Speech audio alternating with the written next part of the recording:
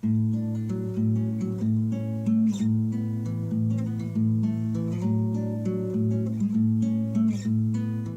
everybody, welcome back to Conscientious Omnivore. My name is Pal. Today I'm over here at the new place, and I just wanted to show you guys our little walnut tree.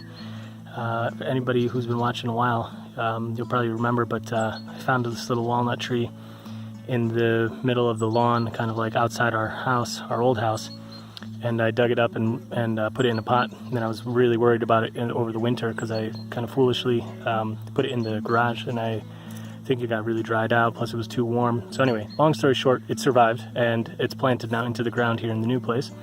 And as you can see, it's doing quite well. It's got a bunch of new leaves coming out, and I've just got it mulched up around here. So I'm really happy about this, super excited that it's finally in the ground and growing, looking pretty nice. And in that video I talked about kind of the benefits of not mowing in general, and wonderful surprises that sometimes come out of that. And I just want to show you guys something else today that came about from not being able to mow, because it has just been raining like crazy and I've been super busy. So as you can see, the grass has just gone totally nuts here, and it's even worse over on this side. But what I want to show you guys is this. Let me first start with a bit of backstory. Okay, so a few weeks back I did a video where I showed you guys this lemon balm that I got from my brother, and I also told you guys about the Jerusalem artichoke, which I had never tried before. It's kind of like a potato-like tuber, but anyway, it grows like weeds pretty much, and you pretty much can't kill it once it's established itself. And you know, it's a good food source. It stores super well. You can just pretty much keep it indefinitely, like in soil. Keep it in a bucket or something. Like, you can just take them out whenever you want in the winter. But anyway, long story short, my brother wanted to give me some, and when he actually gave me this lemon balm, kind of inside that bunch of roots, there was a little bit of artichoke, Jerusalem artichoke in there as well. So I was like, oh cool, I'll just plant them together. I mean, obviously they were growing together at his place and doing fine, so I just left it like this. And as you can see, it has come out now. This is pretty much over my knee now when I'm standing, this tallest spot. And this area right here is just really overgrown. I haven't had time to kind of look after it, and it's been, you know, a couple weeks. So when I came by here, I was like, thankfully found my little sticks that I put here so that I could find this. And then I was like, oh, this looks really familiar. Like, you know, like, where have I seen this this little plant before? Supposedly when this gets big, it'll have like a pretty much what looks almost like a sunflower at the top. So it's a very pretty plant as well. But anyway, I was like, man, this is really you know, really familiar. And where have I seen a bunch of this? And lo and behold, I'm pretty sure that that whole bunch of stuff over there is the Jerusalem artichoke. I'm gonna go up close so you guys can see it too. I mean, I'm not an expert, but they look pretty much exactly like this, I think. So at some point I'll probably dig up some of those and just check if that is what it is. But I think that's what it is. Let's go check it out.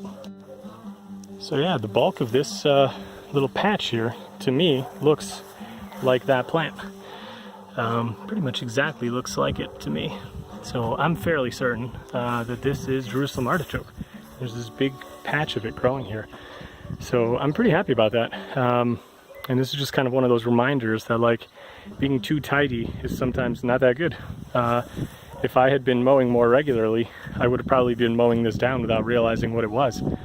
The reason I say that is because when I did a little bit of mowing earlier, there were all the old dried up stems growing.